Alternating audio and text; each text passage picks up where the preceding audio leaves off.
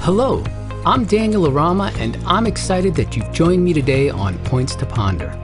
Points to Ponder is a podcast that explores discipleship, music, and worship. It also examines the political arena, music, and ideologies that affect the Christian church. The podcast aims to give listeners thoughtful insights and reflections on these topics from the Word of God.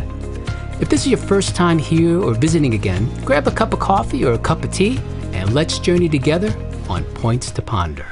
Hey, well, welcome back. I am excited that you are here.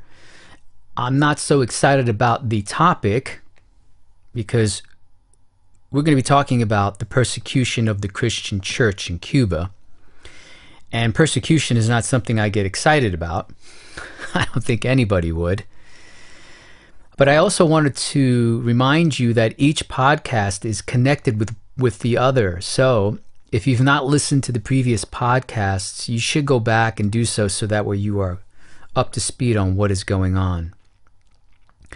This is podcast season 1, episode 6, and it is part of a much larger context.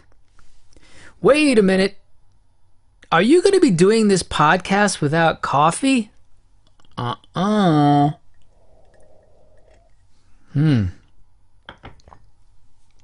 You guessed it. I've got my cup there. So if you got your cup of coffee, we're ready to go, or your cup of tea, whichever one is better for you, let's have at it. Because now it's time to get busy. So we're going to be talking about the persecution of the Christian church. And in 1992, the National Assembly of Cuba amended its constitution, declaring Cuba a socialist country. Now, according to Volker Skierka, socialist state of workers organized with all and for the benefit of all as a united and democratic republic, for the enjoyment of political liberty, social justice, individual and collective well-being, and human solidarity, end quote. This is a perfect picture of Marxist communism. The pattern is like this: establish socialism with the strategic aim of establishing communism. Sound familiar? Well, the Democrat Party is the Socialist Marxist Communist Party. Now, this is not my opinion. They have people in their own parties that have declared this, like Bernie Sanders, and there are others. So, Cuba declares itself a socialist state, which sounds nicer right now than Marxist or communism. This is what's called a euphemism. Some of you might remember the late George Carlin skit on euphemisms. It was his skit called Soft Language. Well, I'm going to read a bit of it here because there's so much truth and application to what I was just saying, how they're using the word socialism to soften the language, because communism and Marxism sounds more severe. So here we go. George Carlin in his euphemism, Soft Language, in 1990. This is what he says, and I start the quote. I don't like words that hide the truth. I don't like words that conceal reality. I don't like euphemisms or euphemistic language. And American English is loaded with euphemisms, because Americans have a lot of trouble dealing with reality. Americans have trouble facing the truth, so they invent the kind of soft language to protest themselves from it, or I should say protect themselves from it, and gets worse with every generation. For some reason, it just keeps getting worse. I'll give you an example of that. There's a condition in combat. Most people know about it. It's when a fighting person's nervous system has been stressed to its absolute peak and maximum. Can't take any more input. The nervous system has either snapped or is about to snap. In the First World War, that condition was called shell shock. Simple, honest, direct language. 2 syllables. Shell shock. Almost sounds like the guns themselves. That was back then, that was 72 years ago, from 1990. He keeps going.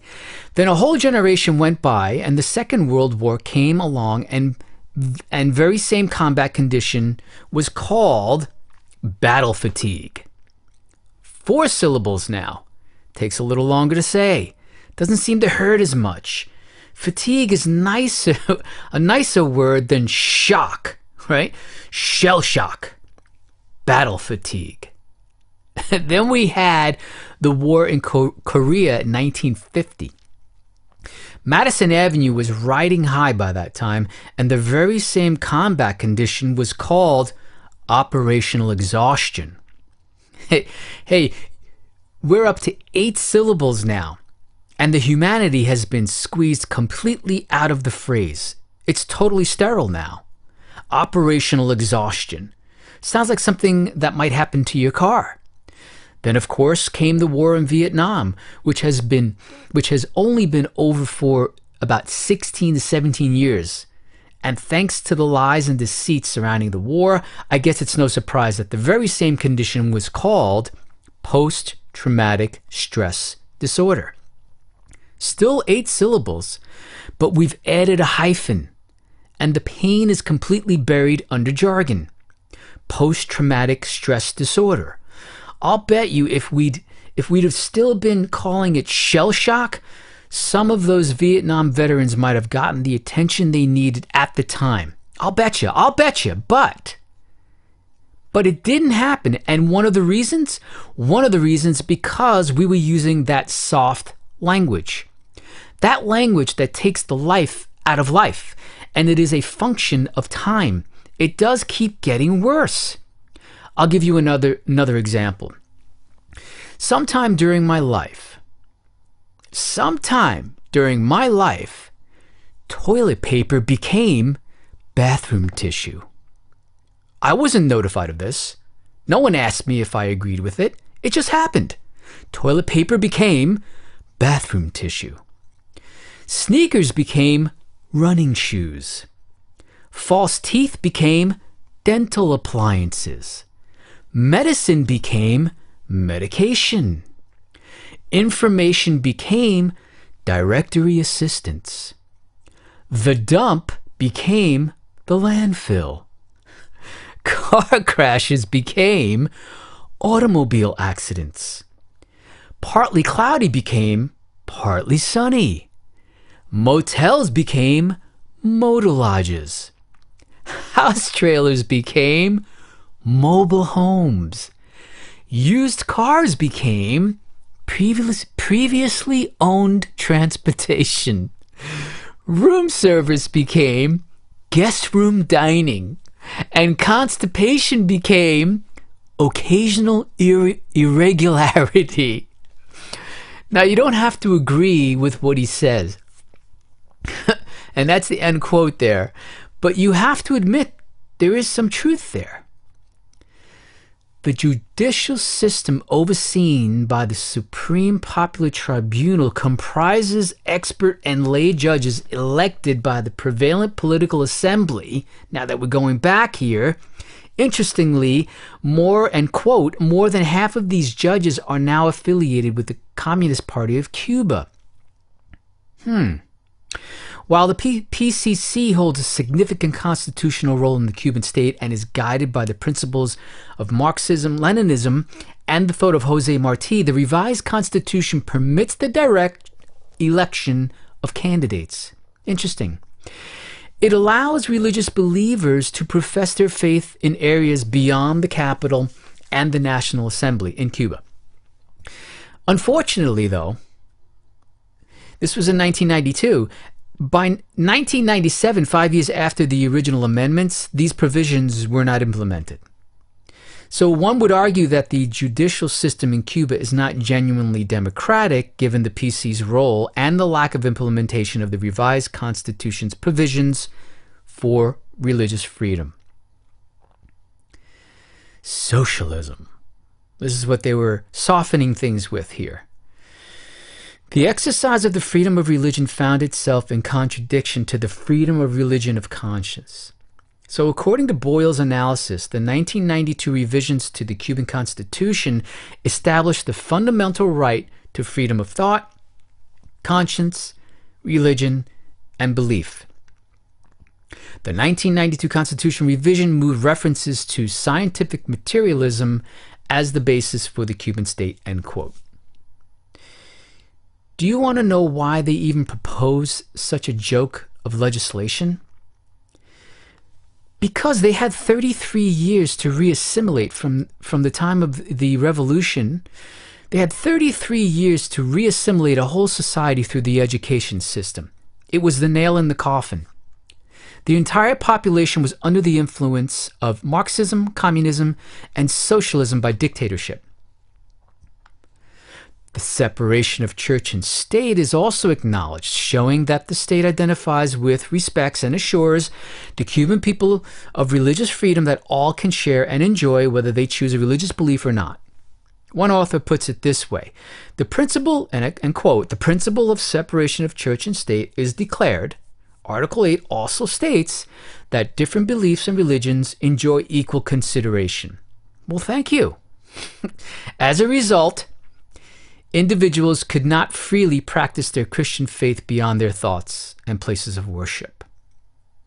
Quote, the first mention of the separation of church and state was said to be by Roger Williams, a Puritan minister and founder of Rhode Island. In his 1644 book, The Bloody Tenet of Persecution. Now, time doesn't permit to start discussing this yet, but we will be getting to all of that. But the revised laws that allowed certain freedoms, they were also subject to state control, as outlined in Article 39, which establishes the educational system based on scientific and technical advancements and the principles of Marxism as under state control. Similarly, freedom of the press and speech were guaranteed but had to align with the socialist regime's objectives. So there's no guarantee there. So Boyle notes, and quote, Article 53 states that freedom of the press and speech are guaranteed but must conform to the purposes of a socialist society. While Cubans could express themselves, these freedoms are ultimately constrained by socialist and Marxist-Leninist principles. Boyle reiterates this. He says, Marxism-Leninism as the official ideology of the state. End quote. Arguments are raised that freedoms are allowed to the people of Cuba so long as they do not interfere with the state's ruling. This is not religious freedom, but rather conformity to the communist regime. Listen to what Romans chapter 12, verses 1 and 2 says. A living sacrifice. Therefore, I urge you, brothers and sisters, in view of God's mercy, to offer your bodies as a living sacrifice, holy and pleasing to God. This is your true and proper worship. Verse 2, do not conform to the pattern of this world, but be transformed by the renewing of your mind, and then you will be able to test and approve what God's will is, his good, pleasing, and perfect will. End quote.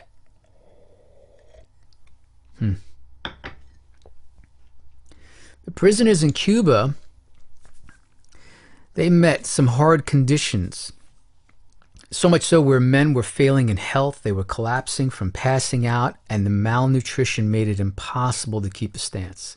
Of course, well, the weaker the prisoner, the easier to control.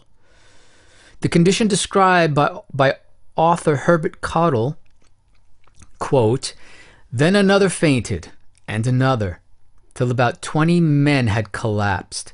A guard yelled for no more men to faint, but the sun was hot, and they were weak from malnutrition. End quote. I walked in one of those prisons. And at the time, I didn't know. It was not a tourist attraction, though it is now. The Castillo Morro, or should I say Castle of the Three Kings of Morro, that is now a tourist attraction. So Cottle spent a total of 19 months in Cuba's prisons, and when released, he was not allowed to attend any community or partisan meetings.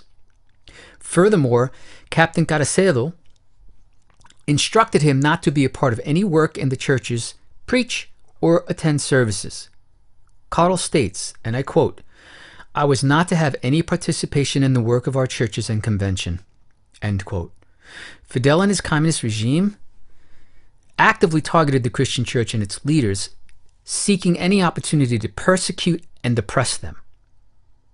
And those who stood firm in their faith faced the harsh consequences of imprisonment under the oppressive conditions.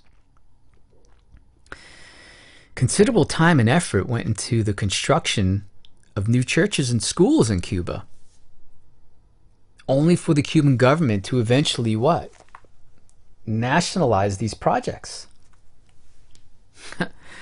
During a dinner at Candler College in Havana, the shift occurred when Raul Castro, Fidel Castro's brother, expressed gratitude to around 20 evangelical pastors for their involvement in the revolution. Well, I'd have to question if they were even born-again pastors. So it became evident that religious freedom were contingent on their loyalty to the government as stated. And I quote, "But he also hinted that he expected Christians," meaning Raul, "to adapt themselves to the revolution. Our religious freedom would depend on our loyalty to the government." End quote. Before the situation deteriorated, hundreds of people were attending a newly built chapel. But the communists were actively working to suppress the message of the gospel. Remember, they're afraid of Jesus Christ. They are afraid of the gospel message and its power. Because the Word of God is living. It is not just a book. It is living. According to Caudle, and I quote, "That is one place where the communists have tried to eradicate the message of Christ from the hearts of believers. The chapel has been torn down by those who dislike Christians." End quote. The Christian church eventually conformed to the communist government to maintain any role in Cuban society, seemingly under the guise of oppression. A growing discontent, though, of Christians escalated to seminary students being arrested, which gave concern as to what may be coming next for the church and its leaders. According to Caudle, pastors were concerned that staying in Cuba was no longer safe. So he states, and I quote, "On September 7th, 1959, a pastor told me he was planning to go to the United States, for he was sure it was no longer safe for him to continue where he was." End quote.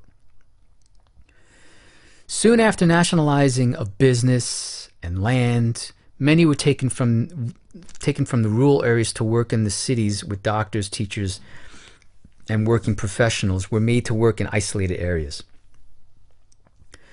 Christians were also included in this roundup of forced relocation and made the best of the situation to preach the gospel wherever they were assigned.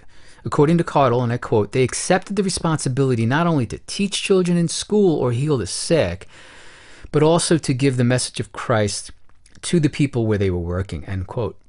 Now, it's worth noting that praying to heal the sick went against Cuban law and the Cuban government's favored position on science. Fidel Castro publicly declared his allegiance to Marxism-Leninism, a lifelong commitment to communism. And I quote, as he says, "I am a Marxist-Leninist. I have been a communist all my life." End quote. Castro's declaration profoundly affected the Christian church, as government officials conducted inspections of private schools and assumed control of the buildings.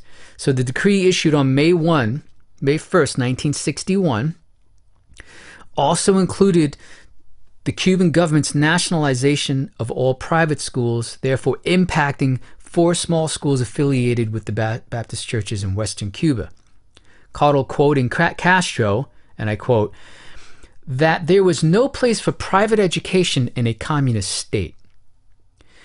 The new changes had a significant impact on denominations across the country, which resulted in substantial property value losses, effectively placing the education of children in the hands of the communist government.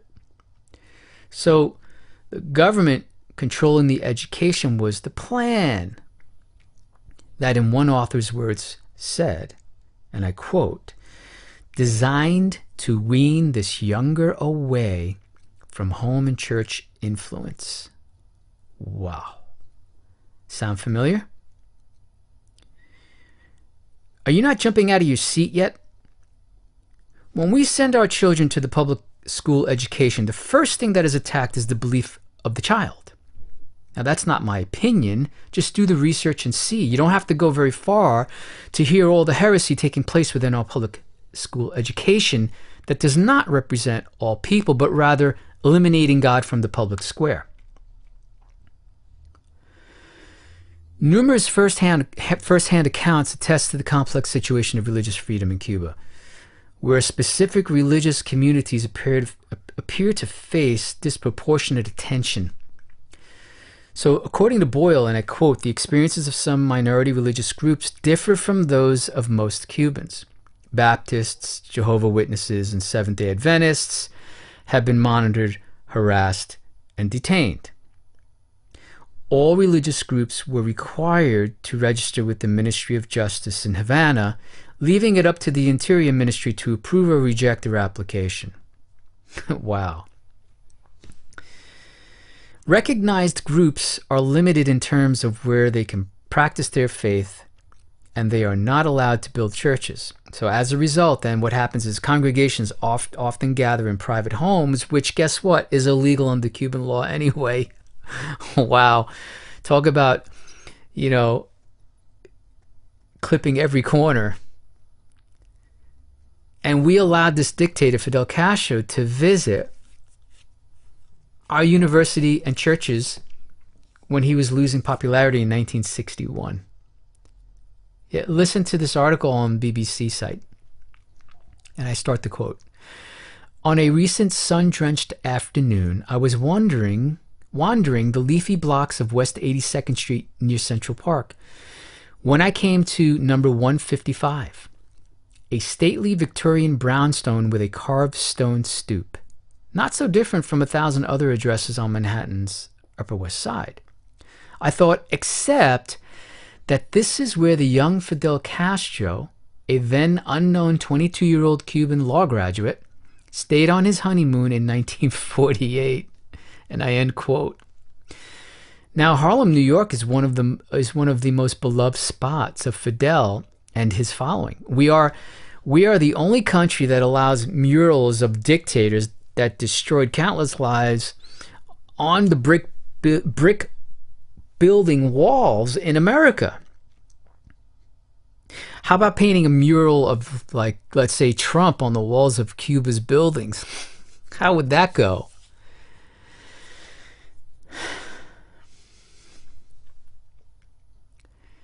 Religious organizations in Cuba face significant obstacles when it comes to accessing mass media due to the government's firm ownership and control of all media outlets. According to Boyle's report, and I quote, religions may not have access to the mass media.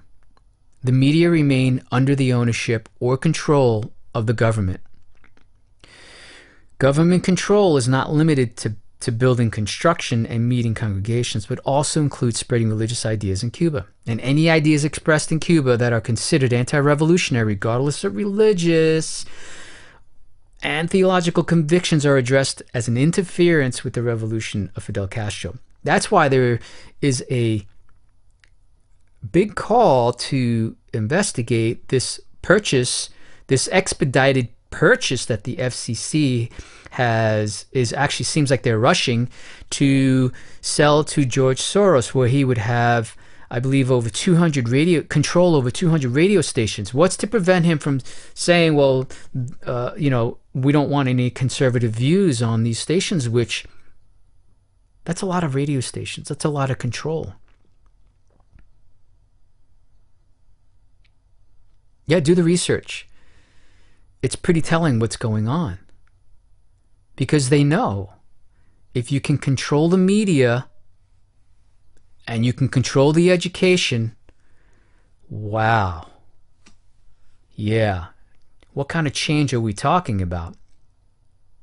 Definitely not a change that I think everyone is, I shouldn't say that. I should say a change not welcomed by everyone.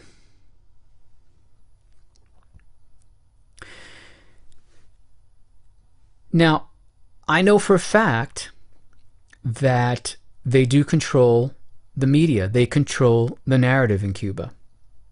So when I visited Cuba back in 2003, my family members, which I didn't know at the time, they weren't allowed to come up to the hotel room that I was staying in. Why?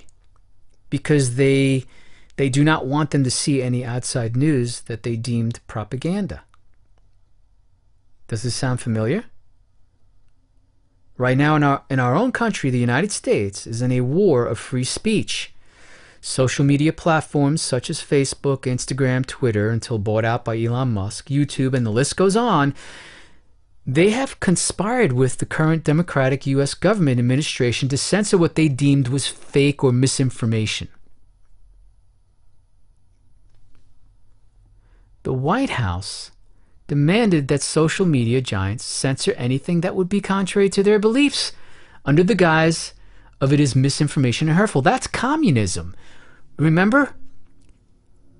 Communism can't compete. These people cannot compete, so they need to crush anything and everything that is against or contrary to their beliefs, or I should say their agenda that they want to carry out.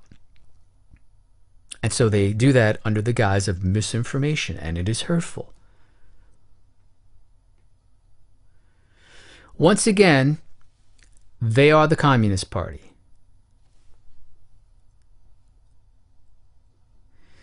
You only have a little time left to continue shaking your fist in the face of God. One day, as Biden had mentioned, you're going to have your Jesus moment. I just pray it's on the right side. Pun intended. Sharing religious beliefs outside of designated areas infringes on the education system because it conflicts with Cuba's revolution as stated by Boyle. And I quote, Marxism-Leninism and its strict adherence among the Cuban revolutionaries who regarded religion as inherently counter-revolutionary. And we're going to be breaking down the education system so we can be informed and begin to take action. Because remember, all this that I'm saying is just talk right now. And it will become useful, and it becomes a show if we don't actually start to put plans together that would go against people who want to manipulate the Word of God or take control in a way that is contrary to the Word of God. During the years of 1965 and 66, the Cuban government became aggressive in its anti-religious persecution of Protestant ministers and other religious leaders taken to concentration camps. Author Louis Segesveri states that they sent them to Eastern Camagüey province, along with others considered social scum. Wow. That's how they view them. Really. One would argue that the persecution of religious leaders was to maintain control over the population's beliefs. Of course. During an impassioned speech, Fidel Castro said this, and I'm quoting Tom White, quote, "Today we say with more force than ever, socialism or death, Marxism-Leninism or death," end quote. Marxism-Leninism or death is the stronghold held over the church in Cuba. And cunning to say that religious persecution did not exist. According to author Tom White, political and religious leaders in this communist stronghold would have the West believe that religious persecution does not exist. End quote. Now, persecution came in various forms, like by closures of church facilities, Marxism integration, abuse, and imprisonment. Again, author Tom White shares that Pastor Jose Zapata's story, likening it to an owner's relationship with his dog. Listen to this. This persecution reminds me of the story of the dog, he began. You have a nice dog. You feed him and love him. You pat him on the head and say nice things to him. End quote. A successful relationship, as I saw here, with a dog required that you would not pull the tail to avoid getting bit, right?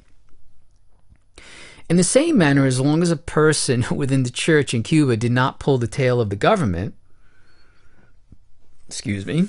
they were safe to continue. Otherwise, they faced a persecuting bite. Now, White goes on to say, and I quote, churches which meet only when and where the government permits, which do not testify openly but enter useless Marxist Christian dialogues, are patting the communist dog on the head. I'm going to say that again. Churches which meet only when and where the government permits, which do not testify openly but enter useless Marxist Christian dialogues, are patting the communist dog on the head. So Marxists, these ideologies corrupted the church. Right? You're noticing that now. And as long as the church remained compliant, it would not experience oppression. After Fidel Castro declared communism the official stance of the Cuban government, the Christian church in Cuba began to feel the looming threat of persecution. Of course, according to Pastor Humberto Noble Alexander in his book, I Will Die Free, I quote, the Christian church in communist Cuba was operating on borrowed time, end quote. So the Cuban government arrested Pastor Alexander without any word of the charges that were against him. However, it was rooted in the series of meetings that he and Pastor Vasquez conducted at the church. Eventually, the Cuban government would accuse Pastor Alexander as part of a plot to assassinate Fidel Castro. Alexander and Rizzo note that Pastor Vasquez and Pastor Alexander, had debated for some time whether or not, in the face of the increased persecution from Castro and his supporters, to cancel the planned series of meetings, end quote. So he knew that the risk of moving forward with the meetings, they ended up actually resulting in a 22-year nightmare for him. Yeah, they arrested him. So details of the persecution emerged when he was arrested. Yes, Pastor Humberto Noble Alexander. He was a Seventh-day Adventist. Now, the Cuban government, quotes, silently, I wondered what else my captor could possibly do to me, he said. I soon found out. I was ordered to strip out of the few clothes I was wearing, end quote. His cell had no toilet or sink and a hole that served as the place where prisoners would relieve themselves.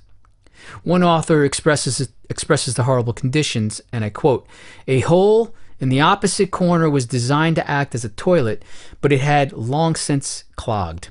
Piles of excrement lay about barnyard-like, end quote. Now, this is not far-fetched, because someone would say, yeah, right, I'm going to really believe that. Okay, so when I was in Cuba in 2003, I was at a community center, which, by the way, they ended up closing it down because one of the guys people were getting saved there. He was leading Bible studies, and they shut it down. Well, guess what they did? They ended up meeting under a tree in the fields, unbeknownst to the government. Unfortunately, I've lost contact with them and don't know where they stand today.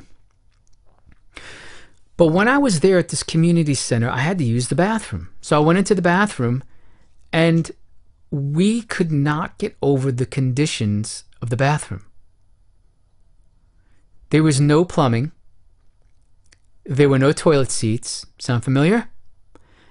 There were only holes in the ground. And when you looked in the holes, there must have been billions of maggots. It was probably one of the most disgusting things I had ever smelled and seen. So when Pastor Noble describes his cell as having no toilet or sink and a hole that served as a place where prisoners would relieve themselves?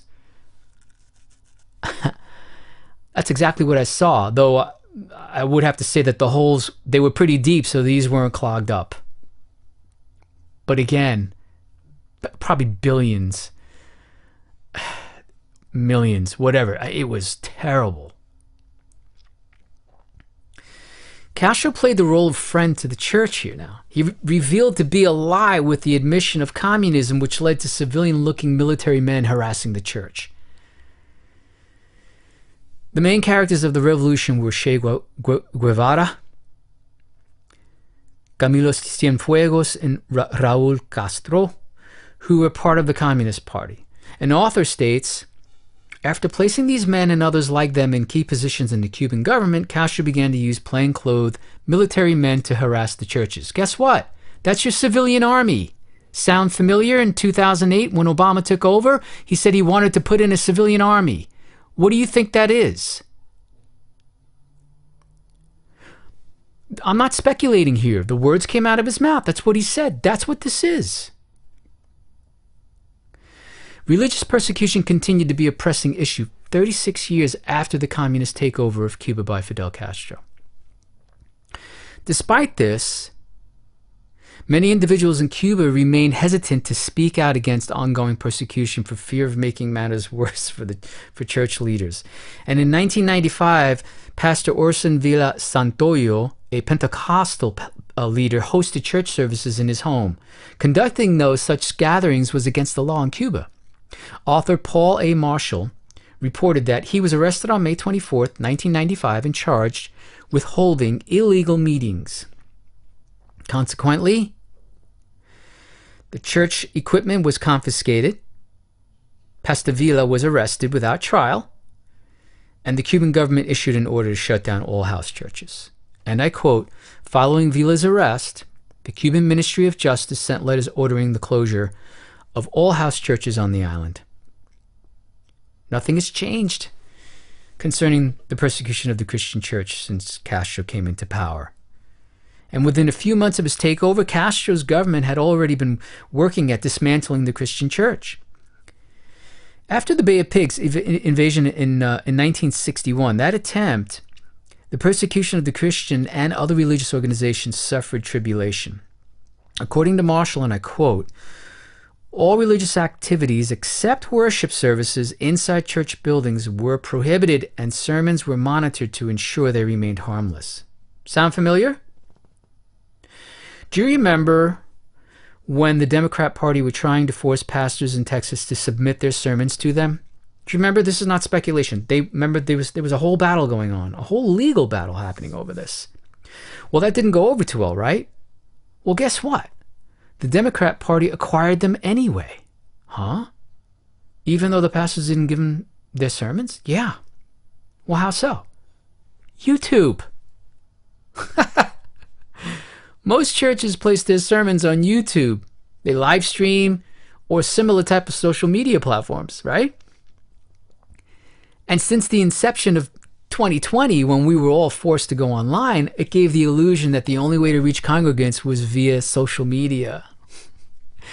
There's much research to accomplish regarding this issue now that we face. So they won't even ask for those sermons because you're putting them up online already. Which begs the question, are we skirting what we preach? Or I should say, when we preach the word, are we skirting certain issues? And if we are then we not preaching the whole counsel of the word of God? And if we are not, then we're going to have to really ask ourselves, who are we going to obey? I get it. These are tough questions and very tough things to be able to take on. I understand.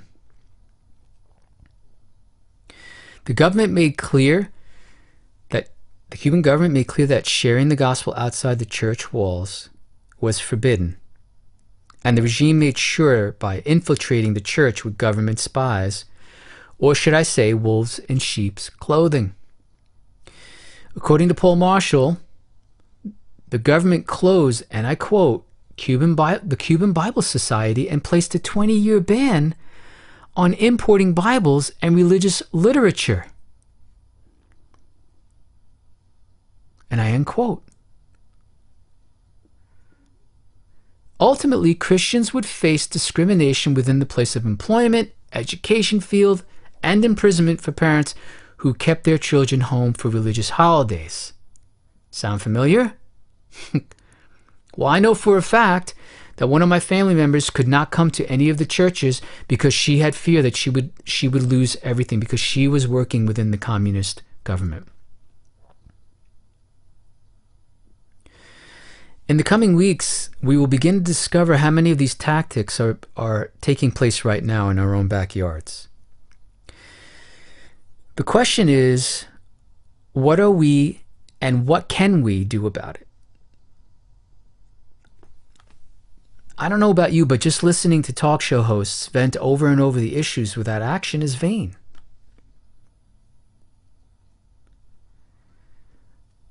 The first thing would be to pray and seek God for the answers.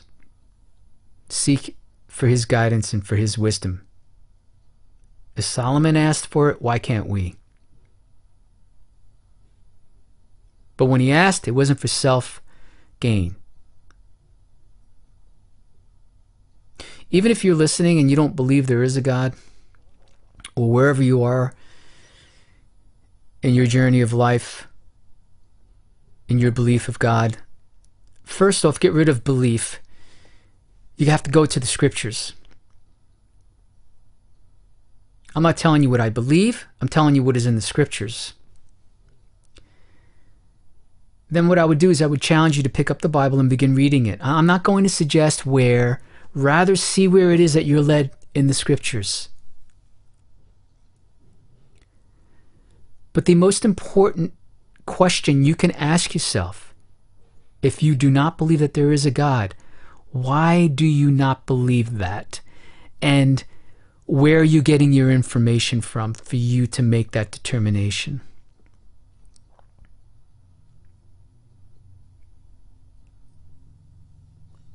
You have to seek out the information, and you have to read the Holy Scriptures in order to begin to know what they say, and ask God to show you. He will. Are you brave enough, and do you have enough courage to do that?